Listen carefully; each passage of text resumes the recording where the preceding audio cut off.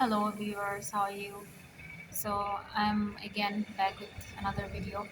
So this is from the terrace or something like that, a room just which is locked. এখান থেকে আমি একটা video করতেছি এই পাহাড়গুলোর। সো আপনারা দেখতেই পাচ্ছেন অনেক সুন্দর পাহাড়, অনেক দূরে, কিন্তু মানে ওইখানে একদম বেশি মেঘলা অনেক বেশি। সো মেঘে ঢাকা অনেকটুকু অংশই বেশিরভাগ, কিন্তু কালকে একদমই দেখা যাচ্ছিল না।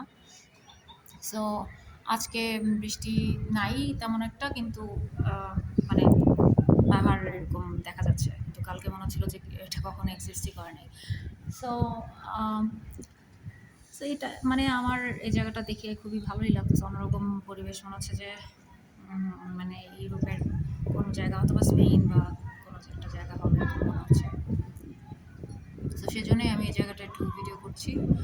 আর সকালবেলায় আসলে যে ভিডিওটা আমি আপলোড করেছি আজকে, so about harassment and stress, also trauma and all, horror film type stories that happened to me, all those things, that incidents that I went through in my life. So এগুলো আসলে আপনাদের সাথে share করাটা আমি জানি না কতটুকু আপনাদের ভালো লাগতেছে, বিকজ আসলে এটা হরেবল জিনিস, তো হরর কারোরই ভালো লাগে না, কারণ আমার লাইফে এটা হয়েছে বা হচ্ছে এখনো। আমি আসলে সহ্যও করতে পারতেছি না, কিন্তু আমি বুঝতে পারছি না মানুষের কি, মানে আমি একটা অসহায় একটা মানুষের পিছনে এত বড় বড় মানে কোটি কোটি টাকার মালিক যারা, তারা কেন শত্রুতা করবে আমি বুঝতে পারি না। এই জন্য আসলে এই কথাগুলো বলতেছি, যেন কোনো না কোনোভাবে একটা মানে সমস্যার সমাধান আসে, বা একটা মানে কেউ আমাকে বলে যে হ্যাঁ এটা আসলে হচ্ছে জিনিসটা, ব্যাপারটা এটা। সো এনিওয়েজ, ব্যাপারটা আসলে যতটা আমি বলতে পারতেছি না তার চেয়ে বেশি স্ট্রং। ওকে, সেটা আমি এক্সপ্রেস করতে পারছি না, because it is really traumatizing and also it makes me suffer. So আমি জানি না আমি মানুষের কি এমন ক্ষতি করেছি, মানুষের ছোট ছোট ব্যাপারে এত মানে ইন্টেন্স হয়ে মানুষকে এত ক্ষতি করে, এত লস করা, এত সব কিছু ছিনিয়ে নেওয়া, মানে এটা কোথাও হয় নাই কখনো। মানুষকে পুরো এত এম্বারেসমেন্টের সিচুয়েশনের মধ্যে এনে দেয়া, লাইক বাথরুমে দেখা, তারপরে হচ্ছে শরীরের পিছনে লেগে যাওয়া। সো এইসব জিনিসগুলো খুবই অসভ্যতা ছাড়া কিছু না। এত অসভ্য কেন হবে মানুষ? হ্যাঁ, যেটাই হই না, আমি যাই হই না কেন, আমার শরীর যাই হোক না কেন, তারপরেও একটা মানুষের সীমা লঙ্ঘন করা ঠিক না। সো এই ধরনের সীমা লঙ্ঘন করে আমাকে ভয় দেখায়, স্ট্রেস করে, ট্রাউমা করে, লাইক দেন আমার জীবনটা নষ্ট করে দিয়ে, which what do you expect? You might have great expectations, but I cannot fulfill your expectations. Yeah, or you might think that I will be dead, or I will be exploited and then used and then dead, and you laugh at me. Definitely you can do that, you have got the power, but by doing so you are not respected from me. জানি না আল্লাহ আসলে কিভাবে বিচার করবে, মনে হয় বিচার এক সময় না এক সময় তো হবেই। সো আমিও আপনাদের কাছে বিচার চাচ্ছি যে আসলে কেন এরকম হচ্ছে। ইনশাল্লাহ কেউ না কেউ আছে যারা অনেক বেশি পাওয়ারফুল, তারা হয়তো বা এটা কোনো না কোনোভাবে আমাকে শুনে আমাকে সাহায্য করবে। সো সেই আশা নিয়ে আমি ভিডিওগুলো করতেছি আসলে। And at the same time I also need money, because I am really helpless person, I am helpless person, আমার কিছুই নেই ধরতে গেলে। সো এরকম না যে আমার কিছু হয়নি, আমার সবকিছু ছিল, আমার সবকিছু হারায় গেছে মানুষের জন্য। সো আমি এটাও বুঝি না মানুষের কোন অধিকার মানুষের কাছ থেকে সবকিছু ছিনিয়ে নেওয়া, মানুষকে বোকা বানানো, এটাও কোনো মানে ভালো মানুষের লক্ষণ না। একটা ভালো মানুষ আমার আছে, আমি একটা মানুষের ক্ষতি কেন করব, এটা চিন্তা করবে। সো সে যদি আমার কোনো ক্ষতি না করে থাকে, আমি কেন তার ক্ষতি করব? সো এটা হচ্ছে ভালো মানুষের চিন্তা ভাবনা। খারাপ মানুষ যারা ভালো না, তারা মানুষের ক্ষতি চিন্তা করবে, মানুষের হিংসা করবে, মানুষকে দেখতে পারবে না, মানুষের ভালো দেখতে পারে না।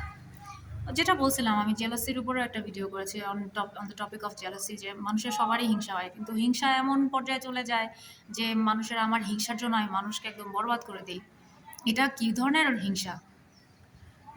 আর কি ধরনের মানে স্ট্রেস মানুষকে দেয়? এটা আসলে আমার একটা প্রশ্ন।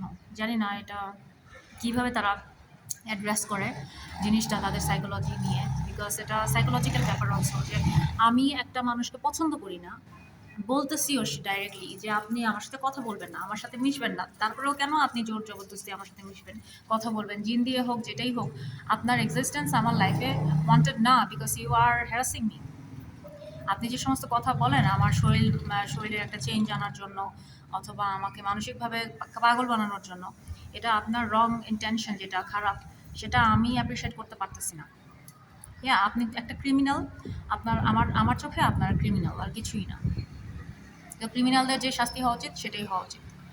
সো একে তো ক্রিমিনাল, তার উপরে আবার মানুষের জীবন বরবাদ করবেন আর হাসবেন। সেখানে আমার তো আসলে আমার সাইড থেকে আপনারা কোনো মূল মানে কোনো ক্যাটাগরিতেই পড়েন না। আমার কাছে আপনারা মানুষই না। সো আমি জানি না আসলে আপনারা হয়তো অনেক পাওয়ারফুল, আপনাদের কিছু হচ্ছে না। বাট একসময় না একসময় তো আল্লাহ আছে, আল্লাহ বিচার করবে ইনশাল্লাহ। সেই আশা করেই আমি আসলে সবাইকে সবকিছু বলি। কারণ এত হরেবল একটা মানুষের জীবন বানানোর আপনার কোনো অধিকার নেই। আপনি যদি ছোট বাচ্চা হতেন, একটা কথা ছিল যে ছোট বাচ্চা মানুষকে নিয়ে খেলে, মানুষ মানে খেলতেছে।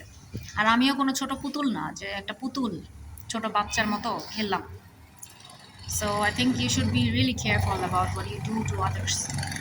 If you don't do anything, that's something that I don't do anything, but I do wrong to people, that is something worse. এখন আমি কতটুকু আমার ক্যাপাসিটি, আমি তার ক্যাপাসিটির মধ্যে আমার আমার যতটুকু করার সামর্থ্য। আমি তো কোনো আল্লাহ না যে আল্লাহ সব কিছু করে দেয়, বা সেরকম পাওয়ারফুল মানুষ যে সব কিছু করতে পারে, সেটা না আমি। আপনার যদি এই ধরনের ধারণা থাকে আমার কিছুই করার নেই। সো এই ধারণা থেকে আপনারা বেরোয় আসবেন, এটাই আমার হচ্ছে কথা। আর আমি যতই হোলি হই না কেন, আমার যদি ভিতরে ঘৃণা থাকে বা আমি বরদোয়া দেওয়ার থাকে আমার ভিতরে, যে এই মানুষটাকে আমি বরদোয়া ছাড়া কিছুই দিতে পারতেছি না, সেটাতে আপনাদের কেন কারোরই লাভ হবে না। হ্যাঁ, সো কি চান আপনারা সেটা আপনারা ডিসিশন নেবেন। কারণ হচ্ছে মানুষের এভাবে ক্ষতি করে দেওয়ার অধিকার কারোরই নেই।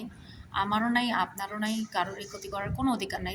যদি আপনারা আমাকে ক্ষতি করেন, আমার শত্রু হয়ে থাকেন, তাহলে আমি বরদোয়া ছাড়া আর কিছুই দিতে পারবো না। মনে ঘৃণা ছাড়া আমি আর কিছুই, হয়তোবা খুব বেশি হলে আমি ভুলে যাব আল্লাহর কাছে ছেড়ে দিয়ে। বাস এতটুকুই বলার আছে আমার। বাস আর কিছুই না।